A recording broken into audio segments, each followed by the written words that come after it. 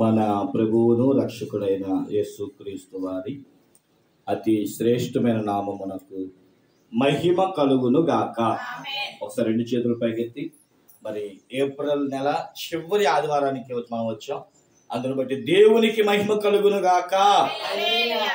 దేవుని యొక్క వాక్యాన్ని జ్ఞాపకం చేసుకుందామండి.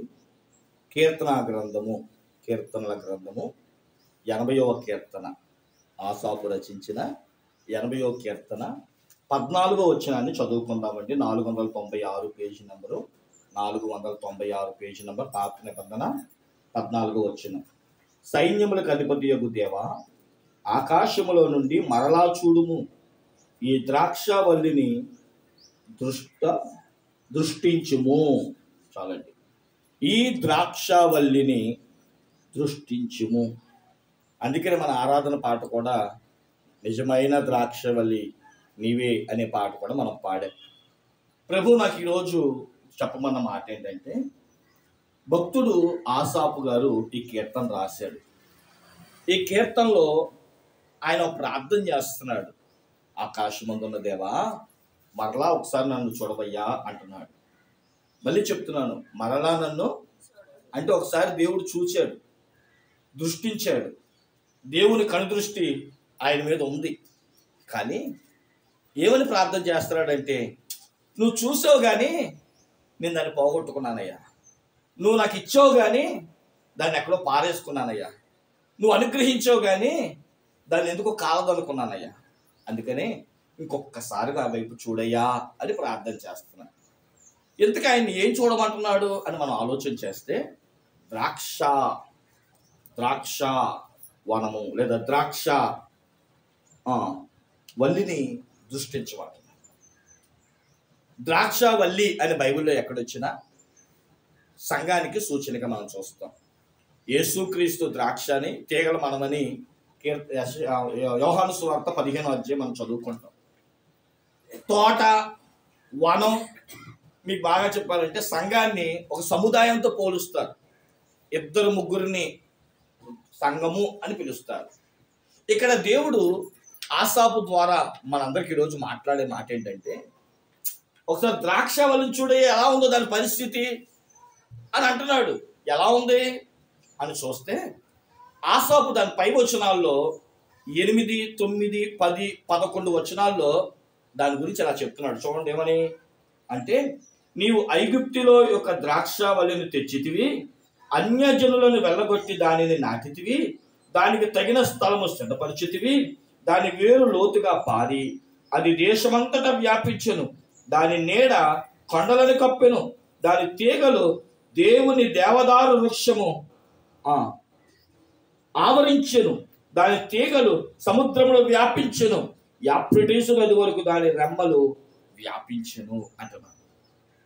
ఉదాహరణగా మీలో ఒకరు మీ చుట్టాలింటికి వెళ్ళి అక్కడున్న చెట్టును చూసి ఒక విత్తనం తీసుకొచ్చి మన ఇంట్లో కూడా నాటుకుంటాం. అలాగే దేవుడంట ఐగుప్తు అనే దేశంలో నుండి ఇశ్రాయేలీలను ఒక ద్రాక్ష చెట్టుగా పోల్చి ఇలా చెప్తున్నాడు. అంటే యెషయా గ్రంథం 5వ అధ్యాయం కూడా చదువుకుంటే మనకి ఇంకా బాగా అర్థమవుతుంది. సమయం లేదు, నా మాటలో చెప్తాను వినండి. అక్కడ ఏం రాశాడు యెషయా గ్రంథం 5వ అధ్యాయంలో? సైన్యములకు అధిపతి యెహోవా అంట ఒక ద్రాక్ష చెట్టు వేయాలనుకున్నాడంట, వనం లేదా ఒక ద్రాక్ష చెట్టు ఒక పాదు వేయాలనుకున్నాడంట. శ్రేష్టమైన గింజను తెచ్చుకున్నాడంట. దాన్ని సారవంతమైన నేలను చూసి ఆ నేలలో ఉన్న కొన్ని రాళ్ళు ఏమైనా ఉంటే ఆ రాళ్ళన్నీ ఏరేసి ఆ గింజను నాటి నీరు పోసాడంట. ఆ పోస్తేనంట అది వ్యాపించిందండి. అసలు ఒక పూతకి కడుపు నిండిపోతుందేమో. ఎంతైతే నాటాడో, దేన్నైతే నాటాడో, దేని గురించి అయితే ఆలోచనతో నాటాడో అది బంగారులాగా ఫలించిందంటండి.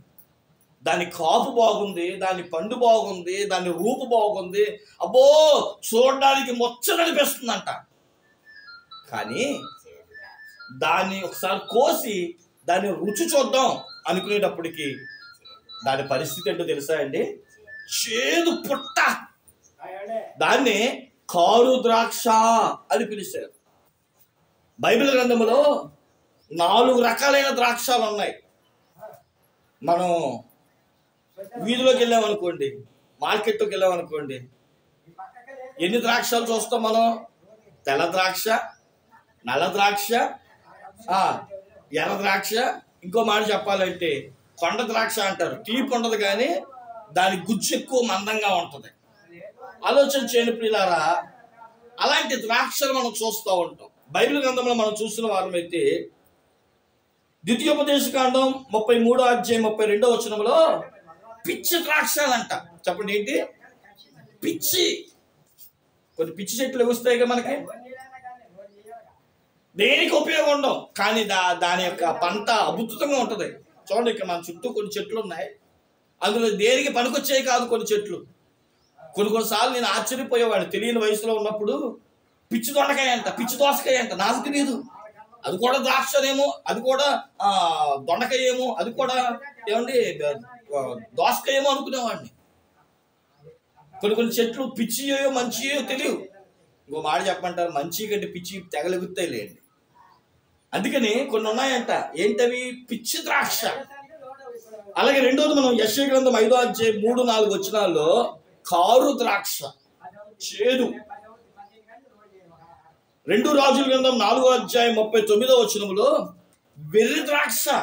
ఏ ద్రాక్ష అంటే వెర్రి ద్రాక్ష, అది తింటే వెర్రి పుట్టిద్ది. కాబట్టి 4వది మంచి ద్రాక్ష. 4 రకాలైన ద్రాక్షలు ఈ బైబిల్ గ్రంథంలో ఉన్నాయి. అయితే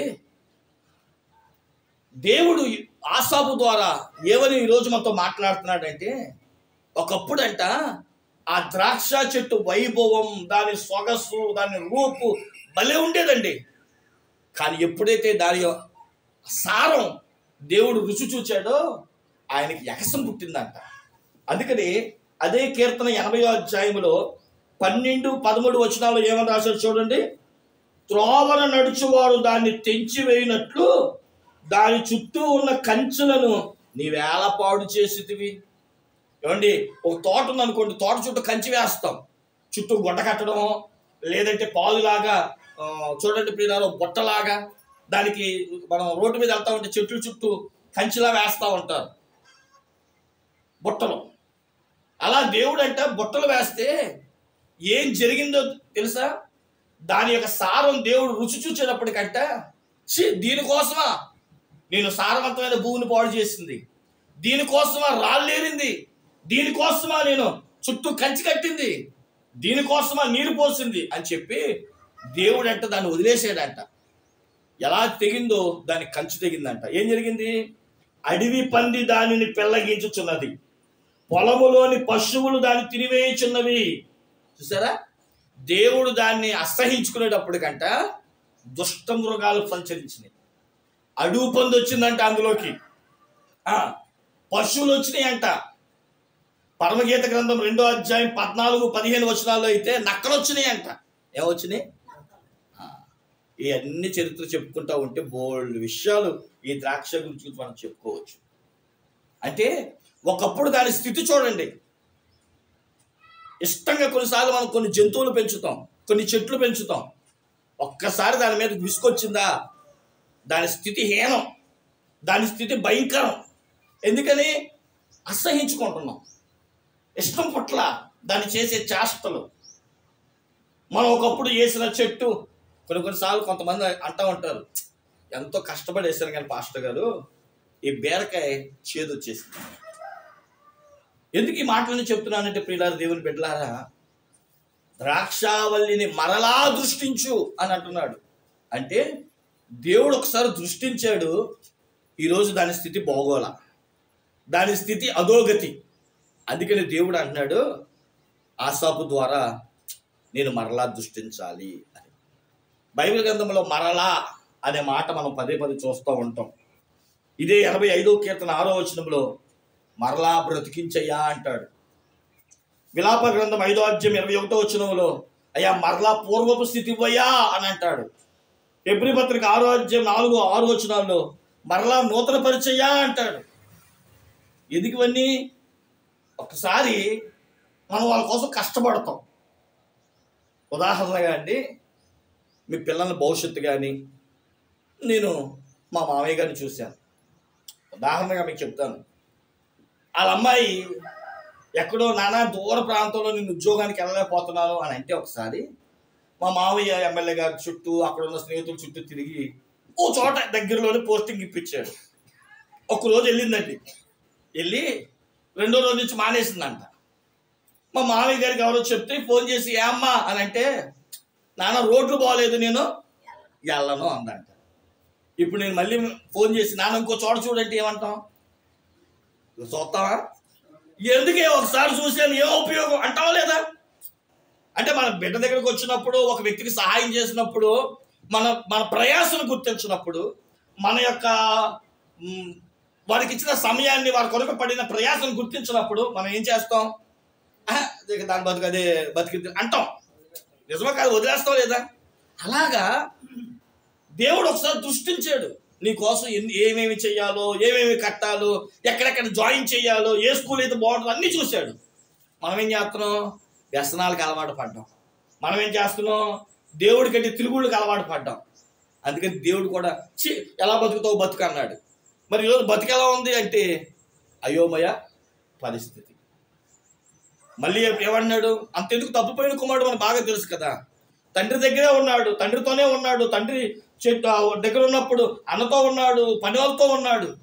ఒకరోజు స్నేహితులు వచ్చి అన్నారంటారే, ఇక్కడే ఉందరా, మనం సిటీకి వెళ్దాం పదా, విజయవాడ వెళ్దాం పదా అన్నారంట. నాన్న దగ్గరకు వచ్చి గొడవ పెట్టుకున్నాడు. నా ఆస్తి నాకు ఇచ్చే, నేను వెళ్ళిపోతాను ఇక్కడి నుంచి, నీ దగ్గర ఉంటే నేనేమి తిరగలేకపోతున్నానని. అదే అలా కాదురా అని చెప్తున్నా. వెంటనే ఇక తండ్రి ఎట్టకేళ్ళకి తన ఆస్తిని ఇచ్చేసాడు. అంత మూట కట్టుకొని వెళ్ళిపోయాడండి. ఏమేమి తినాలో, ఏం తాగాలో, ఏం తిరగాలో, వ్యసనాలు ఏం చేయాలో అన్నీ అనుభవిస్తే డబ్బు ఉంటుందా? అయిపోయింది. డబ్బు ఎప్పుడైతే అయిపోయిందో స్నేహితులు చల్లగా జారుకున్నారు. ఇక ఏం చేయాలో తెలియని పరిస్థితి. నాన్న దగ్గర మొహం చూపించుకోలేక పనికి కూడా వెళ్ళాడు. ఏం పని? పందులు కాసే పని. ఆలోచన చేయండి ప్రియులారా. అక్కడ సరిగ్గా తిండి లేకపోయేటప్పటికి అనుకుంటాడు, మా నాన్న అన్నీ ఎత్తినప్పుడు నాకు తెలియలేదు, ఈరోజు మా నాన్న నా దగ్గరికి లేకపోయేటప్పటికి, నా పరిస్థితులు అయిపోయేటప్పటికి ఏంటి నాకు ఇది అని చెప్పి మళ్ళీ ఎక్కడికి వచ్చాడండి? కలెక్టర్ దగ్గరికి వచ్చాడు. ఈరోజు ప్రియులారా, దేవుడు మనకిస్తున్న అవకాశాలు, దేవుడు మనకిస్తున్న అనుభవాలను మనం విడిచిపెట్టేస్తుంటే మనం ఏదో గొప్పగా అనుకుంటున్నాం, నేను వెళ్ళడం మానేశానని. ఇంకో మాట చెప్పంటారా? దేవుడే నిన్ను అనుకున్నాడు.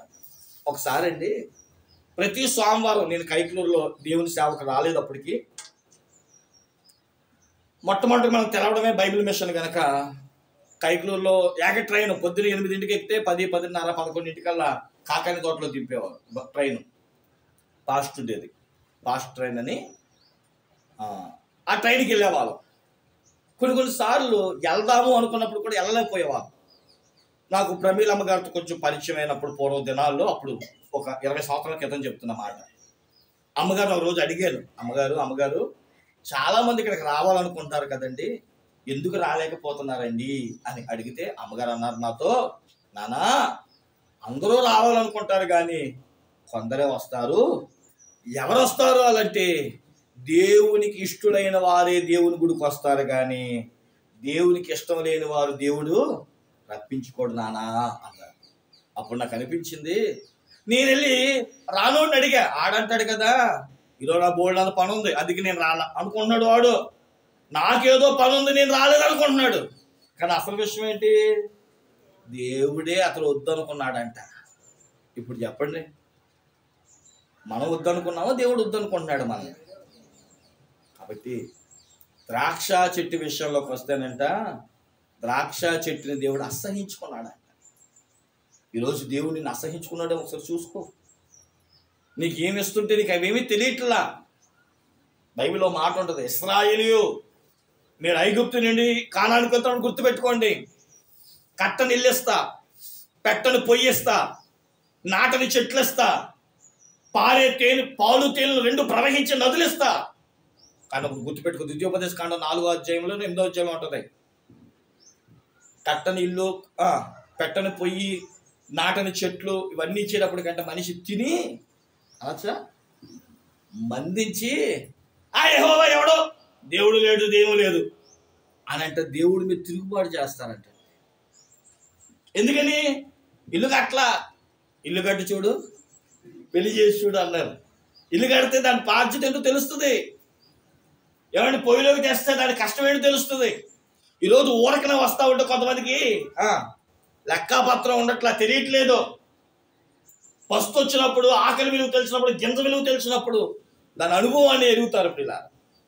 ఇక్కడ దేవుడు అన్నాడు ఆసాపు నోట, అయ్యా అయ్యా ద్రాక్ష చెట్టు ఒకప్పుడు వైభవం నేను చూశానయ్యా, ఈరోజు ఎందుకు అది ఎండిపోతుంది, ఎందుకో పందుల చేత తొక్కబడుతుంది, ఎందుకో పెళ్ళగించబడుతుందయ్యా. మళ్ళీ దాన్ని దృష్టించవా, మళ్ళీ దానికి స్థితివ్వా.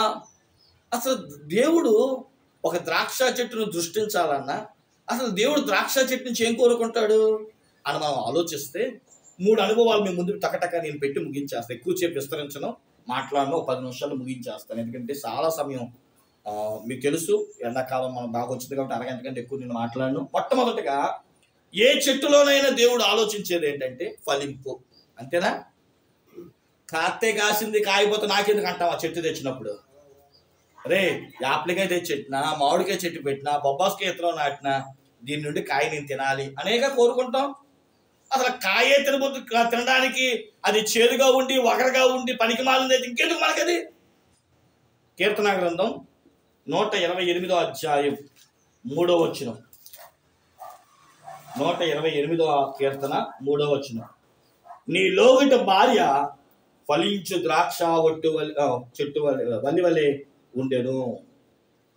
ఇక్కడ అవన్నీ పక్కన పెడదాం. ద్రాక్ష వల్లి గురించి మాట్లాడుతూ ఫలించు ద్రాక్ష వల్లి వలె ఉండును, ఫలించాలి. యోహాను సువార్త 15వ అధ్యాయము మనం చదివితే ద్రాక్ష చెట్టు మీరు ద్రాక్ష వల్లి నేను తీగల మీద చెప్పిన దేవుడు, మీరు ఫలించండి. ఎప్పుడు ఫలిస్తాం? దేవునికి దగ్గరగా ఉన్నప్పుడు ఫలిస్తాం. ఒకసారి చెట్టు అనుకుంటుంది అంట, ఏరుతో నాకేం పని ఏంటి? చెట్టు ఏరు లేకుండా ఎక్కడైనా కాపు కాస్తుందా అండి? దేవుడు లేకుండా మనం ఏం చేయగలం? దేవుడు మనకి కృప ఇవ్వకపోతే మనం ఏం చేయగలం? అసలు దేవుడు మనల్ని దీవించకపోతే మనం ఏం చేయగలమండి? ఈరోజు చాలా మంది అనుకుంటున్నారు ఏరు లేకపోతే నాకేంటని. ఏరే లేకపోతే చెట్టే లేదుగా. తల్లిదండ్రులు లేకపోతే బిడ్డలు ఎక్కడి నుంచి వచ్చారు? ఈరోజు పిల్లలు ఆలోచించండి, 4 ఏళ్ళు నోట్లోకి వెళ్ళేటప్పటికి తండ్రి లేదు, తల్లి లేదు.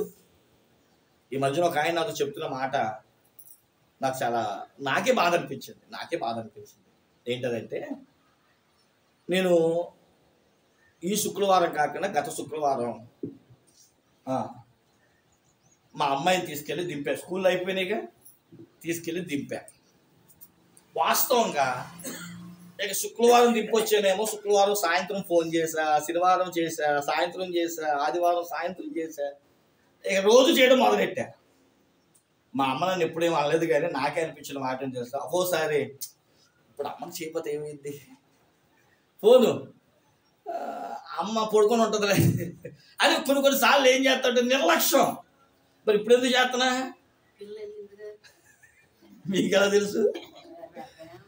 అంటే తల్లిదండ్రులు మనకి తక్కువ అయిపోయారా? మన బిడ్డ కాబట్టి, మనం కన్నాం కాబట్టి మన పిల్లలు ఎక్కువ అయిపోయారా? అప్పుడు నాకు అనిపించింది, ఇదే ఫోన్ మా అమ్మకి నేను ఎందుకు చేయలేకపోయా రోజు. ఓసారి మా అమ్మ నాతో బాధతో అంటది, అరే నేను అంత నువ్వు ఫోన్ చేయలేదురా అంటది. నేనేమంటాను, అమ్మ ఖాళీ లేదమ్మా అంటాను. లేకపోతే నేను ఎందుకు ఖాళీ ఉంటుంది, మరీ ఖాళీ లేనంత పని మనమేం పొడి చేయట్లేదు. మీరు పాటలు పాడిన పక్కన ఫోన్ చేయలేమా? మనం చెప్పుకోవాలంటే ఎంత కష్టం ఉన్నా అంటే తల్లిదండ్రులకి ఎందుకు మనం అంత ప్రేమ చూపించాం, కానీ కన్నబిడ్డలకు మట్టికి మనం కన్నాం కదా. ఏంటి మన కన్న వాళ్ళు కూడా మనం చూడాలిగా. నేను అదే అనుకుంటా ఉంటాను. పిల్లలు ఫలించాలి. మనం ఫలింపేంటో తెలుసా పిల్లారా? పాత జీవితాన్ని ఎప్పుడు మర్చిపోకూడదు. ఒకప్పుడు మన తల్లిదండ్రులు ఎలా అదే వయసులో ఉన్నప్పుడు ఎలా ప్రేమించారో మర్చిపోకుండా ఉంటే మన బిడ్డలు చూసినప్పుడు మన తల్లిదండ్రులు గుర్తు రావాలంట. అలాగే మనం ఈరోజు స్థితిలో ఉన్నప్పుడు మనకి దేవుడు గుర్తు రావాలంట. ఒకప్పుడు నా చదువేంటి, ఉద్యోగం కోసం నేను ఏం చేశాను, ఎంత కష్టపడ్డాను, నా దేవుడి కనుక లేకపోతే నేనేంటని. ఈరోజు ఏరుతో పని లేదు, కనబడదు కదా మనకి. చెట్టునే చూసి ఆహా ఏమి ఫలించామే అనుకుంటున్నాం, కానీ ఏరుని పస్తు పెడుతున్నాంగా. ఫలించాలి. ఏరు భూమిలో ఉన్న నీరు తీసుకోకపోతే కాయ ఎక్కడదే, దాంట్లో సారం ఎక్కడదే. ఈరోజు ప్రియులారా ఏరును నిర్లక్ష్యపరుస్తున్నారు. అందుకని ఒక చోట నాకు చాలా బాధ అనిపించే మాట, మనం లంచ్ డేస్లో ఎక్కువగా మాట్లాడతాం. మట్లాదివారం తర్వాత యేసుక్రీస్తు ప్రభు వారు ఒక అంజూరపు చెట్టు దగ్గరికి వెళ్ళారంట. కాయలు వెతికితే ఒక కాయ లేదు, ఆకులు తప్ప. వెంటనే అన్నాడు, ఏళ్ళుతో సహా ఎండిపోదు గాక అన్నాడు. ఏంటి, చెట్టు ఎండిపోతే బాగుండగా? కాదు కాదు, ఏమి ఎండిపోవాలి? చెట్టు ఎండిపోతే మళ్ళీ చిగురు, ఏళ్ళు ఎండిపోతే అసలు చెట్టే లేదు, అసలు చెట్టే లేదు. ఇక పీక పక్కన పడేయడం తప్ప దేనికి పనిచేయదు. ఇక ఈరోజు మనం దేని చూసి గర్విస్తున్నాం మనకు తెలియదు, కానీ ఏళ్ళు నిర్లక్ష్యపరుస్తున్నామేమో ఒకసారి ఆలోచించాలి. మనలో ఫలింపు మనలో ఉన్న దేవునికి దగ్గరకు ఉన్న సంబంధం ద్వారానే ఉంటుంది. యేసు దేవాది దేవుడు కూడా ఆదికాండం 1వ అధ్యాయం 27, 28, 29 వచనాల్లో మన నుండి కూడా ఆశపడేది ఫలించండి, మీరు ఫలించి అభివృద్ధి చెంది విస్తరించి ఏలండి భూమిని అంటున్నాడు. ఏలాలి అంటే ఫలించాలి. ఏ చెట్టు ఫలిస్తుందో ఆ చెట్టుని బట్టి యజమానుడికి సంతోషం. మనకి లూకాసు వార్త 13వ అధ్యాయం బాగా తెలుసు కదా, 6వ వచనం నుంచి 9వ వచనం వరకు. ఒక ఆయనంట ద్రాక్ష చెట్టును, ఒక 5 సెంట్లు స్థలం తీసుకొని ద్రాక్ష చెట్టు వేసి, ఆయనకు అంజూరపు చెట్టు అంటే చాలా ఇష్టమని అంజూరపు చెట్టు కూడా నాటాడంట. మధ్యలో 3 సంవత్సరాలు చూశాడంట ఆ చెట్టులో నుంచి ఒక్క కాయైనా తిందామని. కాయ లేదు, ఇత్తనం లేదు. వెంటనే పనోడిని పిలిచి అంటాడు, నరికే దీనివల్ల భూమి నిస్సారమే, సారమంతా లాగేసుకుంటుంది ఇది. నిజమే, ఈరోజు మన జీవితంలో కూడా దేవుడిచ్చే ఆశీర్వాదాలన్నీ పొందుకుంటున్నాం, కానీ దేవుడు అక్కర్లేదుగా మనకి. అమ్మ నాన్న ఇచ్చే డబ్బులు కావాలి చాలా మందికి, ఎవరొద్దు? ఇలా గమనించండి, ఫలించాము అని అంటే దేవునికి దగ్గరగా ఉన్నామని అర్థం. ఎందుకు మరలా చూడు ప్రభు అని ప్రార్థన చేసుకున్నాడంటే దేవునికి దగ్గరగా లేడు. అందుకని ఏం లేదు, చెట్టుకి నీరు లేకపోతే చెట్టుకి కాపు ఎక్కడదమ్మా, ఏరు లేకపోతే చెట్టే లేదుగా. కాబట్టి యేసయ్యా మళ్ళీ నేను దగ్గరగా బతికే జీవితం నాకు ఎండిపోతున్నానయ్యా, ఏరు ఎండిపోతుంది, ఏరు ఎండిపోతే నేను మొత్తం అయిపోతాను కనుక నేను ఫలించాలంటే నీకు వేరుగా ఉండి ఏమీ చేయలేవు. ఈరోజు చాలామంది ఒకవేళ ఎవరైనా ఆలోచన ఉంటే వేరే కాపురం ఈరోజు చాలామందికి ఇది ఎక్కువ అయిపోయింది. పెళ్ళి అయితే చాలు, ఏమిటి వేరే కాపురం. బైబిల్ ఏమంటుంది, అసలు వేరుండు గోరు వాడు బుద్ధి లేనోడు అంట. అసలు కలుసుంటేనే సుఖం అంట, వేరుగా ఉంటే మనం ఏదో సంపాదించేస్తాం అనుకున్నాం, కానీ ఏం సంపాదించాలి. కాబట్టి గమనించండి, మొట్టమొదటిగా మనం ఫలించాలి. ఎలా ఫలించాలంటే ద్వితీయోపదేశకాండం 33:16లో సంపూర్ణంగా ఫలించాలి. చెప్పండి ఎలాగంట? 1-2 కాయలు వేసి వదిలేద్దామా? చెట్టు నిండా కాయలతో మనం ఏమవ్వాలి చెప్పండి? ఫలించాలి. దేవునికి మహిమ కలుగును గాక.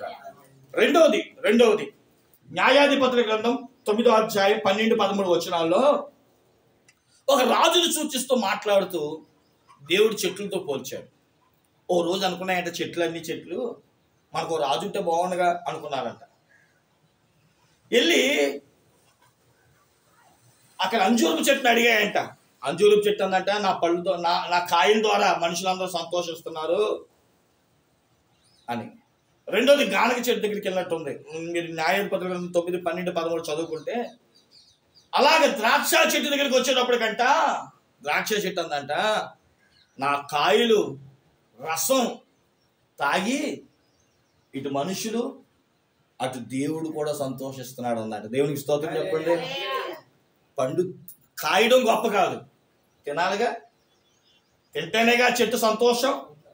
చాలాసార్లు చెట్లు కాయలు కాస్తాయి, పనికి మాలి కాయలు అంటారు కొన్ని. ఆలోచన చేయండి ప్రియులారా, కొన్నిసార్లు మామిడికాయలు మనం చూస్తూ ఉంటాం, ఆ చెట్టు కాయ తినేదాకా అది ఏ మామిడికాయ తెలుస్తుందా? కొన్ని బంగిన పళ్ళు ఉంటాయి, కొన్ని ఏమో రసాలు ఉంటాయి, కొన్ని ఏమో పచ్చడికాయలు ఉంటాయి, కొన్ని ఏమో కొబ్బరికాయలు లాగా ఉంటాయి, చాలా ఉంటాయి. తినినప్పుడు అది తినదగడానికి సరిపోతేనే. ఎందుకని? మనకు బాగా చెట్టు తెలుసు, చూస్తూనే ఉంటాం. ఏదది? మేడి చెట్టు చూడు మేలుమయ్యుండు, పొట్ట విప్పు చూడు పురుగులుండు. ఏమండి, మేడి చెట్టు కాయలు ఎలా కాస్తాయండి? అబ్బో అసలు ఏం కాస్తాయండి? మంచి చెట్టు కూడా అలా కాయలేమో, చెట్టును చూడగానే నిగనగలు ఆడిపోద్ది, కానీ తింటాకి పని చేయవు. కొన్ని చెట్లు కాయలు తింటాకి పని చేయవు. ఎప్పుడు దేవుడికి ఇష్టమో తెలుసా? ఒకసారి ఆయన కూడా చెట్టు నాటాడుగా, కాయం చేస్తే ఎలా అనిపించింది? చేదు కారు ద్రాక్ష. దేవుడు ఎలా సంతోషిస్తాడు?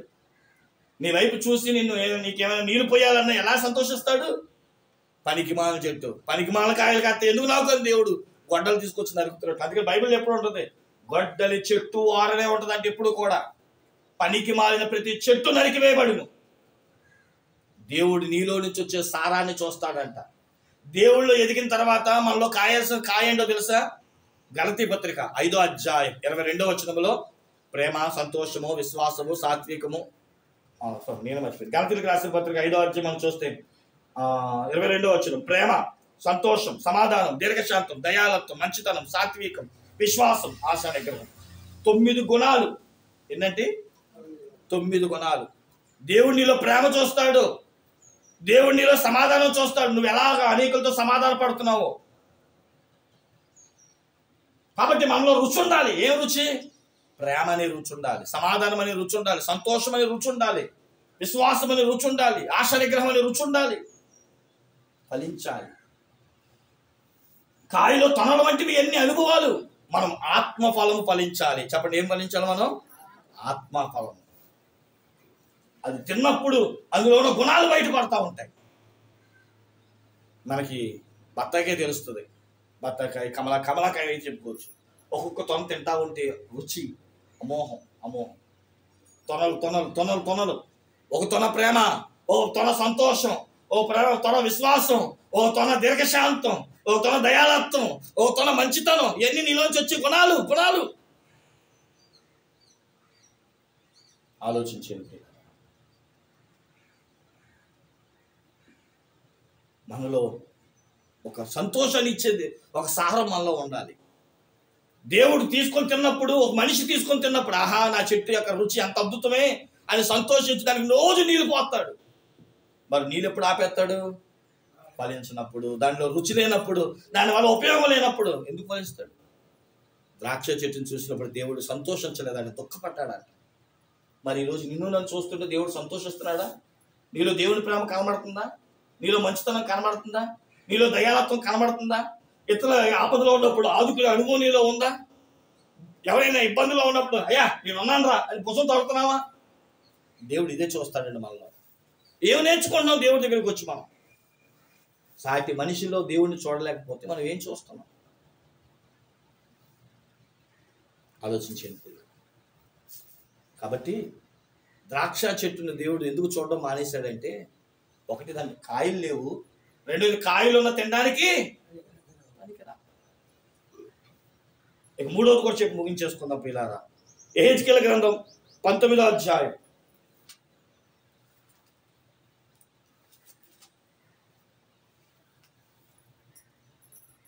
19వ అధ్యాయం 10, 11, 12 వచనాలు. మరియు నీకు క్షేమము కలిగి ఉండగా నీ తల్లి ఫలభరితమైన తీగలతో నిండి ఉండి విస్తారమైన జలముల దగ్గర నాటబడిన ద్రాక్ష వలె నుండెను. భూపతులకు దండములేట్లు గట్టి చువ్వలు దానికి కలిగి ఉండెను. అది మేఘములంతటి పెరిగెను. విస్తారమైన దాని కొమ్మలు బహుగా ఎత్తుగా కనబడెను. అయితే బహు రౌద్రము చేత అది పెరిగి వేయబడినదై నేల మీద పడవేయబడిను. తూర్పు గాలి విసురుగా దాని పండ్లు వాడెను. మరియు దాని గట్టి చువ్వలు తెగి వాడిపోయి అగ్ని చేత కాల్చబడిను.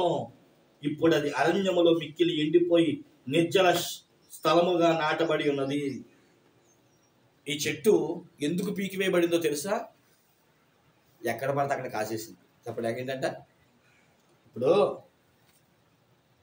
ఇంట్లో కాసే చెట్లు కొన్ని ఉంటాయి. దాన్ని ఏం చేస్తాం? స్థలం తీసుకొని దగ్గరుండి నాటుతాం. కొన్ని ఉంటాయండి దాన్ని ఎవడో పట్టించుకోడు, రోడ్డు పక్కనే ఉంటాయి. దానికి ఒక కాపలాదారుడు ఉండడు. ఏమంటే దాన్ని పట్టించుకునే నాదుడు, గాలి వచ్చినా వరద వచ్చినా వాన వచ్చినా పట్టించుకునేవాడు. ఇప్పుడు నేను అనే మాట ఏంటంటే, ఈ చెట్టు ఎక్కడ కాసింది? దానికంటూ ఒక కాపలాదారుడు ఉన్నాడా? ఈరోజు చాలా మందికి ఇలా అంటున్నాను అనుకోవద్దు. చాలామంది చాలా అనుభవాలు మనం చూస్తున్నాం. బైబిల్ గ్రంథంలోనే ఉంది. లూకాసు వార్త 13వ అధ్యాయము, అలాగే లూకాసు వార్తలో మనం చూస్తే ప్రియులారా 2 అనుభవాలు ముందు పెడతాను. ఒకసారి లూకా సువార్త 13:6 ఒక ఆయన 5 ఎకరాల తోట తీసుకొని ద్రాక్ష చెట్టు అంతా వేసి తనకిష్టమైన అంజూరపు చెట్టు మధ్యలో నాటాడు. అది కాయకపోయేటప్పటికల్లా నరికేయనంటే ఏమన్నాడు, అయ్యా ఇంకొక సంవత్సరం ఉండేవండి, ఎందుకు కాయట్లేదో నేను నా చుట్టూ గొయ్యి తవ్వి దానికి కావాల్సిన ఎరువు నీరు అది ఫలించడానికి కావాల్సిన మందు గట్ట అన్ని కొడతానయ్యా అన్నాడు. సార్ నీ ఇష్టం అన్నాడు. నేను అంటాను, నరికేయాల్సిన చెట్టుకి నరకకుండా తోటమాల ఏం చేశాడు, అడ్డుపడ్డాడు. తోటమాలు ఉన్నాడు కాబట్టి చెట్టుకి క్షేమము. చెప్పండి ఏంటి, అంతేగా. రోడ్డు మీద ఉన్న చెట్టుకి ఎవడ కాపలా ఉంటాడు? ఏసైకి ఆకలి వేసినప్పుడు వెళ్ళిన అంజూరపు చెట్టు రోడ్డు పక్కన ఉంది, మరి ఫలించిన చెట్టు ఏమో తోటలో ఉంది. మీకు అర్థమైందా? రోడ్డు పక్కన మామిడికాయ చెట్టు ఉంది, తోటలో మామిడికాయ చెట్టు ఉంది. తోటలోకి వెళ్ళడానికి తోటమాలు అడ్డుపడతాడు, మరి రోడ్డు మీద వెళ్ళిన దానికి దాన్ని కోస్తారో నరుగుతారో ఏం చేస్తారో అది ఇష్టమే. నేను చెప్పొచ్చే మాట ఏంటంటే, నువ్వు తోటలో కాసావా రోడ్డు మీద కాసావా? అదేంటంటే మాస్టర్ గారు మళ్ళీ చెప్తున్నా తోటమాలి ఇదొక తోట. చెప్పండి ఏంటి, నీ గురించి ఏడ్చే పాస్టర్ గారు, నీ గురించి ప్రార్థన చేసే ఓ పాస్టర్ గారు, నీ గురించి అడ్డుపడే ఓ పాస్టర్ గారు, నువ్వు వచ్చినా రాకపోయినా నిన్ను పట్టించుకుంటూ నీ యోగక్షేమాలు తెలుసుకుంటూ నీ కోసం ఓ ప్రత్యేకంగా ఏడ్చే ఓ పాస్టర్ గారు అన్నావా? ఇంకొకళ్ళు ఉంటారు. మన చాలాసార్లు జరిగిన విషయం మీకు చెప్పానుగా, ఒక ఆవిడ చచ్చిపోయిందంట. అదే ఆ ఇంటికి 3 బెడ్లు వచ్చినాయి, 3 4 వచ్చినాయి ఏకంగా. ఏ అమ్మా అంటే, మొదటి ఆదివారం ఏమో ఈ చర్చికి వస్తుందంట, 2వ ఆదివారం ఏమో ఇంకో చర్చికి వెళ్ళిద్దంట, 3వ ఆదివారం ఏమో ఇంకో చర్చికి వెళ్ళిద్దంట, 4వ ఆదివారం ఏమో ఇంకో చర్చికి వెళ్ళిద్దంట. అంతేగా 4 అంటే 4 వారాలు 4 చర్చికి వెళ్ళిద్దంట. ఇప్పుడు చచ్చిపోగానే మొదట ఆయన ఏమన్నాడు, నా పెట్టులోనే పాతాలి. రెండో ఆయన కాదు మా చర్చికి వస్తుంది కాబట్టి మా వాస్తవం అంట. వీళ్ళకెళ్ళి దెబ్బలాడుకొని ఎవడు పెట్టాడు అట్టుకుని వెళ్ళిపోయాడు. ఆ ఇంట్లోకి తప్పదుగా. నేనంటాను, ఒక కుటుంబం అంటే బైబిల్లో మాట ఉందండి, 100 మంది పిల్లలు ఉన్నారంట. అంతమంది కానీ చచ్చిపోయేటప్పుడు ఒక్కళ్ళు లేడంటే దగ్గర అనొచ్చే మాట. మున్సిపాలిటీ వాళ్ళు వచ్చి తీసుకెళ్లారంట.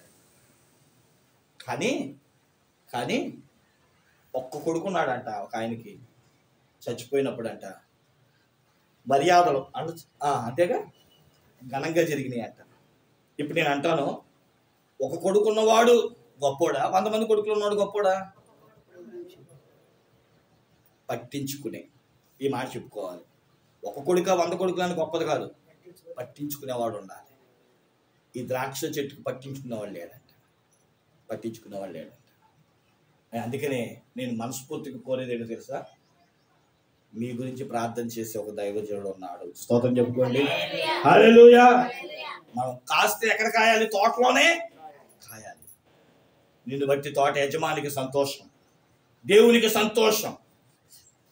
యేసుక్రీస్తు ప్రభు వారు కూడా నీ కొరకు నా కొరకు కల్వరి శిలువలో మరణించి నిన్ను ఒక అంజూరపు చెట్టు వలె, ఒక ద్రాక్ష చెట్టు వలె, ఫలభరితమైన చెట్టు వలె, తినడానికి తగిన అనుభవం కలిగిన చెట్టు వలె, ఆయన చెట్టు వారన అంటు కట్టబడే చెట్టు వలె నిన్ను చూడాలని ఆశపడుతున్నాను. కాదు అనుకుంటావా, బయటికి వెళ్ళిపోయింది. అందుకని ఎండిపోయింది. దేవుడు పట్టించుకోవడం మానేశాడు. కాబట్టి ప్రియులారా, దేవుని బిడ్డలారా, ఈ ద్రాక్ష వల్లిని దృష్టించు. అయ్యా దీని పరిస్థితి బాగాలేదు ఇప్పుడు, అందుకని పట్టించు. ఈరోజు నీ పరిస్థితి ఎలా ఉంది? ప్రార్థన చేసుకుందాం. తల వంచండి.